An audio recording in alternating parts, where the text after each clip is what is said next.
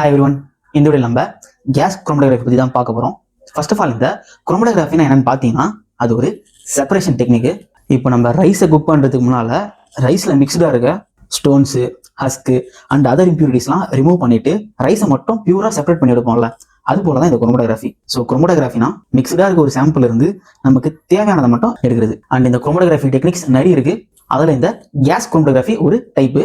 And இங்க நம்ம கேஸ்ல இருக்க காம்பனன்ட்ஸ்லாம் செப்பரேட் பண்ண போறோம். ஸோ வாலடைல் காம்பனன்ட்ஸ் மட்டும் தான் இங்க செப்பரேட் பண்ண முடியும். அண்ட் இதை பத்தி சிம்பிளா சொல்லணும்னா ஃபர்ஸ்ட் நம்ம சாம்பிளை ஆவியை கன்வெர்ட் பண்ணிக்கணும்.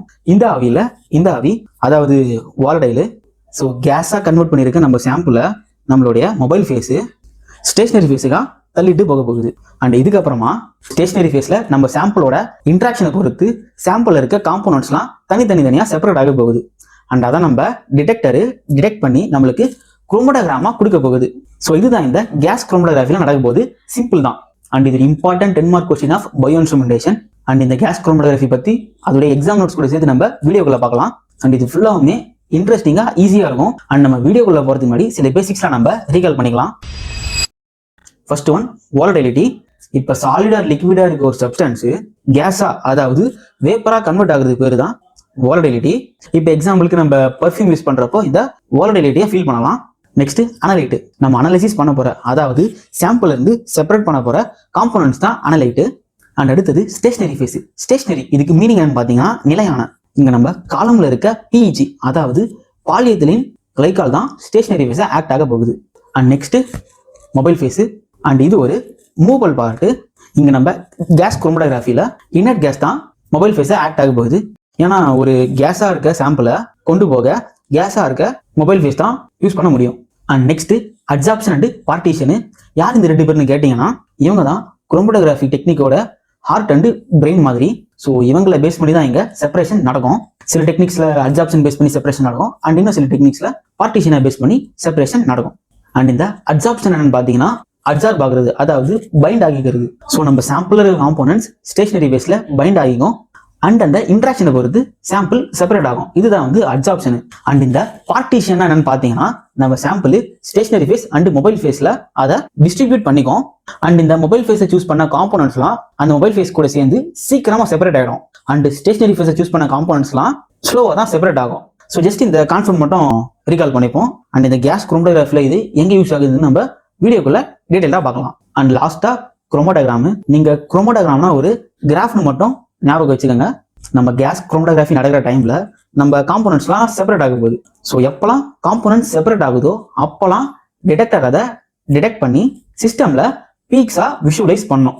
அண்ட் இதுதான் குரோமடோகிராம்.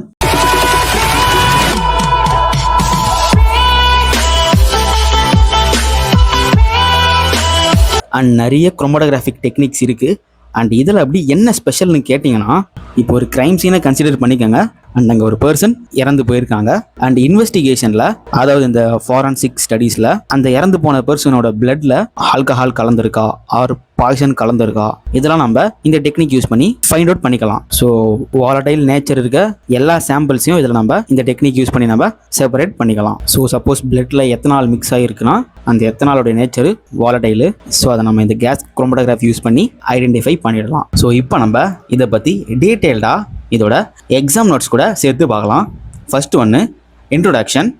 Case chromatography is a chromatographic technique used to identify, separate and quantify volatile and thermally stable compounds present in a mixture. So இது ஒரு குரோமடோகிராஃபிக் டெக்னிக். இதில் வந்து கேஸில் இருக்க காம்பவுண்ட்ஸ் எல்லாம் செப்பரேட் பண்ணிக்கலாம். அண்ட் நம்ம காம்பவுண்டு வாலடைல் அண்டு தெர்மலி ஸ்டேபிளாக இருக்கணும். ஸோ வாலடைல்னா ஓகே, அது இப்போ லிக்விட் ஸ்டேட்லேருந்து கேஸாக மாறப்போகுது, அது ஓகே. அண்ட் ஏன் இந்த தெர்மலி ஸ்டேபிளாக இருக்கணும்னு பார்த்தீங்கன்னா இந்த கேஸ் குரோமடோகிராஃபியில் அந்த காம்பவுண்ட் ஃபுல்லாகவே அதிக ஹீட்டில் இன்வால்வ் ஆகிற மாதிரி இருக்கும். ஏன்னா இனிஷியல் ஸ்டேஜ் அதை கேஸாக கன்வெர்ட் பண்ணுறப்பையும் ஹீட்டு கொடுத்து தான் நம்ம வந்து அதை கேஸாக கன்வெர்ட் பண்ணுவோம். ஆனால் நம்ம காலம் ஃபுல்லாத்துலேயுமே ஹீட்டில் தான் இருக்கும். ஏன்னு பார்த்தீங்கன்னா நம்ம சாம்பிள் அந்த கேஸ் ஃபார்ம்லேயே இருக்கணும்னு சொல்லிட்டு ஃபுல்லாகவே ஹீட்டில் தான் மெயின்டைன் பண்ணியிருப்பாங்க. ஸோ நம்ம காம்பவுண்டு தெர்மலி ஸ்டேபிளாக இருக்கணும். So next point, it is widely used method for the qualitative and quantitative analysis of large number of compounds. So இந்த மெத்தடை யூஸ் பண்ணி நம்ம குவாலிட்டேட்டிவ் அண்ட் குவான்டிடேட்டிவ் அனலைசிஸ்லாம் செஞ்சுக்கலாம். இப்போ இந்த குவாலிட்டேட்டிவ் அனலைசிஸ்னால் என்ன இருக்குன்னு ஐடென்டிஃபை பண்ணுறது. அண்டு இந்த குவான்டிடேட்டிவ் அனலைசிஸ்னா குவான்டிட்டி அது எவ்வளோ இருக்குன்னு ஃபைண்ட் அவுட் பண்ணுறது. ஸோ இந்த டெக்னிக்கில் இது ரெண்டுத்தையுமே நம்ம செஞ்சுக்கலாம். அண்ட் நெக்ஸ்ட்டு இதோட டைப்ஸு. ஸோ இந்த கேஸ் குரோமடோகிராஃபி ரெண்டாக செப்பரேட் ஆகுது. ஃபர்ஸ்ட் ஒன்று gas liquid chromatography and next gas solid chromatography. And அதை பற்றி அந்த நெக்ஸ்ட் 2 பாயிண்ட்ஸில் இருக்கும் பாருங்கள். சிம்பிள் தான். கேஸ் லிக்விட் குரோமடோகிராஃபினா ஸ்டேஷ்னரி ஃபேஸு லிக்விடாக இருக்கும், அதாவது ஒரு சாலிட் சப்போர்ட்டில் லிக்விட் கோட்டிங் இருக்கும். அண்ட் கேஸ் சாலிட் குரோமடோகிராஃபியில் ஸ்டேஷ்னரி ஃபேஸு சாலிடாக இருக்கும். அண்ட் நெக்ஸ்ட்டு இந்த கேஸ் லிக்விட் குரோமடோகிராஃபியில் பார்ட்டிஷனை பேஸ் பண்ணி செப்பரேஷன் நடக்க போகுது. அண்ட் இந்த கேஸ் சாலிட் குரோமடோகிராஃபியில் அட்சாப்ஷனை பேஸ் பண்ணி செப்பரேஷன் நடக்க போகுது. இந்த பார்ட்டிஷன் அண்ட் அட்சாப்ஷன் பற்றி நம்ம ஆல்ரெடி இன்ட்ரோலே பார்த்துட்டோம். ஸோ அதை பேஸ் பண்ணி தான் இங்கே செப்பரேஷன் நடக்க போகுது.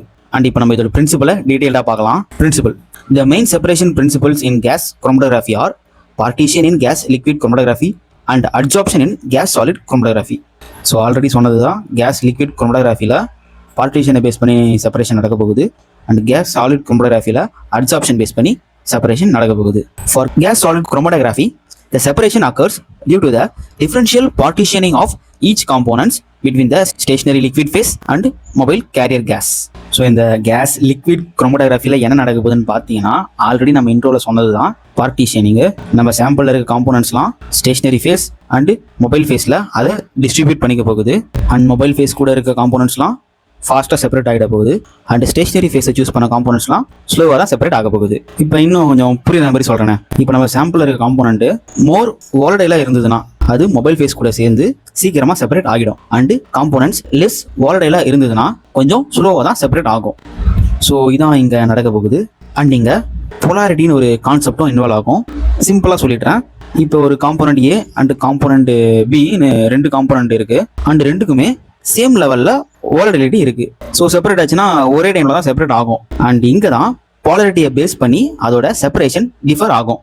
இப்போ ஸ்டேஷனரி ஃபேஸ் கூட இன்ட்ராக்ஷன் அதிகமாக இருந்ததுன்னா ஸ்டேஷனரி ஃபேஸ் கூட ஸ்டிக் ஆகி ஸ்லோவாக செப்பரேட் ஆகும். இல்லை ஸ்டேஷனரி ஃபேஸ் கூட இன்ட்ராக்ஷன் கம்மியாக இருந்ததுன்னா அது இன்னொன்றதை விட ஃபாஸ்ட்டாக செப்பரேட் ஆகிடும். ஸோ இதுதான் இந்த கேஸ் லிக்விட் குரோமடோகிராஃபியில் நடக்க போகுது. அண்ட் நெக்ஸ்ட்டு கேஸ் சாலிட் குரோமடோகிராஃபியில் அட்சாப்ஷனை பேஸ் பண்ணி செப்பரேஷன் நடக்கும்.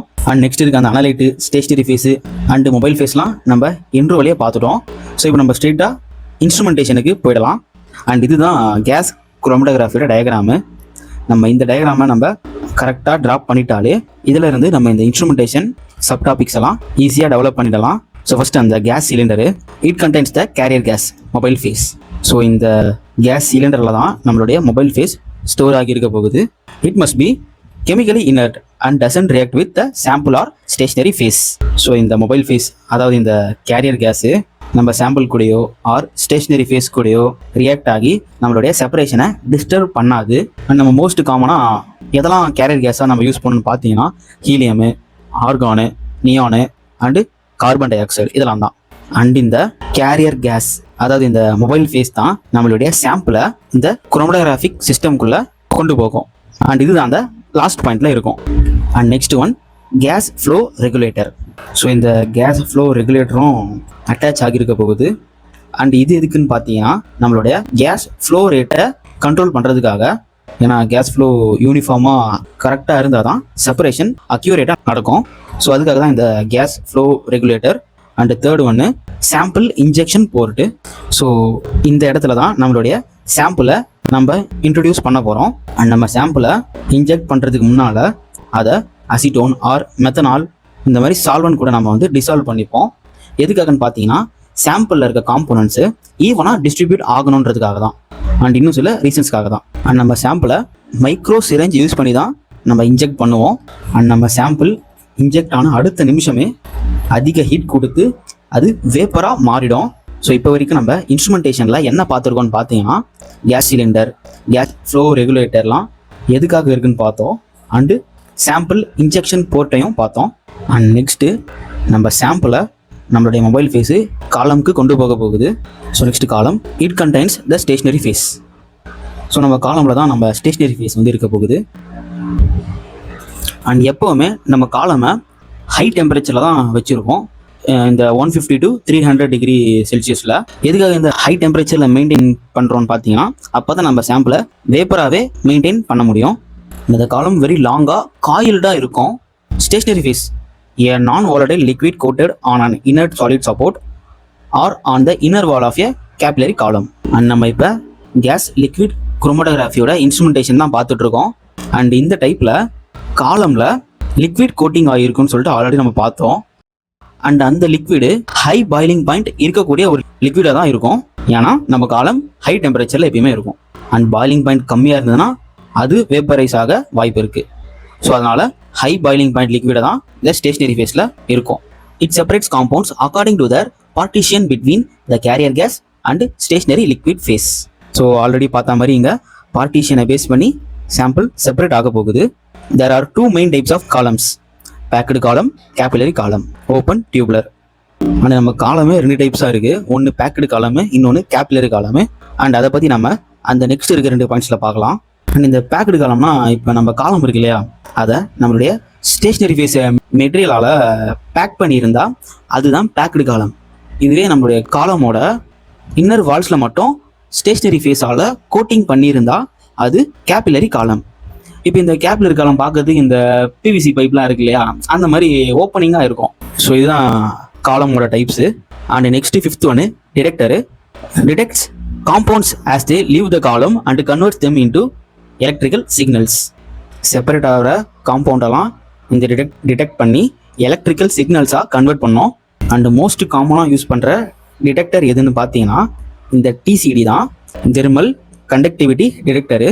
அண்டு வேறு எந்த டிடெக்டர்லாம் யூஸ் பண்ணுவாங்கன்னு பார்த்தீங்கன்னா FID flame ionisation detector and ECD electron capture detector. And last one computer. It records detector signals displays the chromatogram. So இந்த கம்ப்யூட்டரில் தான் டிடெக்டரில் டிடெக்ட் ஆன சிக்னல்ஸ்லாம் குரோமோட்டோகிராமாக டிஸ்பிளே ஆக போகுது. The compounds separated in gas chromatography are identified mainly by the retention time. So எந்த compound separate ஆகியிருக்குன்னு சொல்லிட்டு நம்ம இந்த ரீடென்ஷன் டைமை வச்சு தான் கண்டுபிடிக்க போகிறோம். அண்ட் அந்த ரீடென்ஷன் டைம்னா என்னன்னு சொல்லிட்டு அதுக்கு அடுத்து இருக்க பாயிண்ட்ல இருக்கு பாருங்கள். அண்ட் இதுதான் அதோட ஃபார்முலா. அண்ட் இதை யூஸ் பண்ணி தான் நம்ம ஃபைண்ட் அவுட் பண்ண போகிறோம். அண்ட் இந்த ரீடென்ஷன் டைம்னா ஸோ சாம்பிள் இன்ஜெக்ட் பண்ண டைம்ல இருந்து காம்பவுண்ட் டிடெக்ட் ஆன டைம் வரைக்கும் இருக்க அந்த டைமை தான் ரீடென்ஷன் டைம்னு சொல்லுவாங்க. இப்போ எக்ஸாம்பிளுக்கு நம்ம ஒரு ரேஸை கன்சிடர் பண்ணிக்கலாம். ஏ அண்டு பின்னு 2 பேர் காம்பீட் பண்ணுறாங்க. அதில் ஏன்றவர் அந்த டிஸ்டன்ஸை 2 நிமிஷத்தில் கவர் பண்ணிட்டாரு. அண்டு பின்றவர் அந்த டிஸ்டன்ஸை, அதாவது ஸ்டார்டிங் லைனில் இருந்து அந்த எண்டிங் லைனை 3 மினிட்ஸில் ஃபினிஷ் பண்ணுறாரு. ஸோ ஏவோட ரீடென்ஷன் டைமு 2 மினிட்ஸு அண்டு பியோட ரீடென்ஷன் டைமு 3 மினிட்ஸு. ஸோ இது போல தான் இங்கே குரோமோட்டோகிராஃபிலையும் நடக்க போகுது. அண்ட் இதை யூஸ் பண்ணி எந்த காம்பவுண்டு எப்படி ஃபைண்ட் அவுட் பண்ணுவாங்கன்னு பார்த்தீங்கன்னா, இப்போ நம்ம ஃபைண்ட் அவுட் பண்ண அந்த ரீடென்ஷன் டைமை நோன் ஸ்டாண்டர்ட்ஸ் கூட அது கூட கம்பேர் பண்ணி நம்மளுடைய காம்பவுண்டு என்னன்னு சொல்லிட்டு நம்ம ஃபைண்ட் அவுட் பண்ணிக்கலாம். அண்ட் இதுதான் அந்த லாஸ்ட் பாயிண்ட்டில் இருக்கும். அண்ட் அடுத்தது அப்ளிகேஷன்ஸ் பார்க்கலாம். ஸோ ஃபஸ்ட்டு ஒன்று qualitative and quantitative analysis. So இது நம்ம ஆல்ரெடி பார்த்தது தான். அண்ட் அடுத்தது ஃபார்மா இண்டஸ்ட்ரியில் எங்கே யூஸ் ஆகுதுன்னு பார்த்தீங்கன்னா வாலடைல் நேச்சரில் இருக்க ட்ரக்கை அனலைசிஸ் பண்ணுறதுக்கு இது ஹெல்ப்ஃபுல்லாக இருக்குது. அண்ட் அடுத்து ஃபாரன்சிக்கு, இதுதான் இதோட மேஜர் அப்ளிகேஷனு. ஸோ பிளட்டில் கலந்துருக்க ட்ரக்ஸு, பாய்சன்ஸு அண்டு ஆல்கஹாலு இதெல்லாம் நம்ம டிடெக்ட் பண்ணிக்கலாம்.